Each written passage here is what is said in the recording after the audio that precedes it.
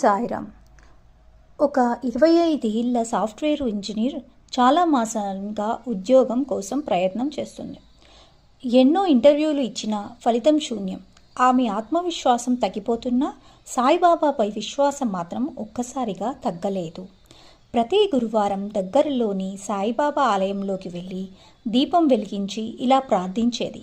బాబా, నేను శ్రమ చేస్తాను, మిగతాదంతా మీ మీదే భారం. ఒకరోజు ఆమెకి బెంగళూరులోని ప్రముఖ ఎంఎన్సి నుండి ఇంటర్వ్యూ కాల్ వచ్చింది. అది ఆమె డ్రీమ్ కంపెనీ. ఇంటర్వ్యూ ఉదయం 9:30కు జరుగుతుంది. అది కూడా సాక్షాత్గా ఆఫీస్కే వెళ్ళి హాజరవ్వాలి. ఆమె చాలా ముందే బయలుదేరింది. ఆశతో, ఉత్సాహంతో మరియు డైరీలో సాయిబాబా ఫోటో పెట్టుకుని మరీ బయలుదేరింది. మధ్యలో హైవే మీద ఒక భారీ ట్రక్కు పగిలిపోవడంతో వెనుక నుండి ట్రాఫిక్ పూర్తిగా నిలిచిపోయింది. 30 నిమిషాల పాటు కారు కదలలేదు.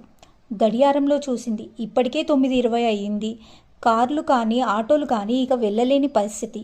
ఇక వెళ్ళాలి అంటే బైక్ పైనే, కానీ ఎవరు తీసుకెళ్తారు? ఆమెకి కన్నీళ్లు వచ్చాయి. దిగులుగా ఆ బాబా ఫోటో చూస్తూ అద్భుతంగా అనుకుంది. బాబా, నేను నా వంతు చేశాను. ఇప్పుడు మీరు తప్ప ఇంకెవరూ సహాయం చేయలేరు. అయితే ఆ సమయంలో ఒక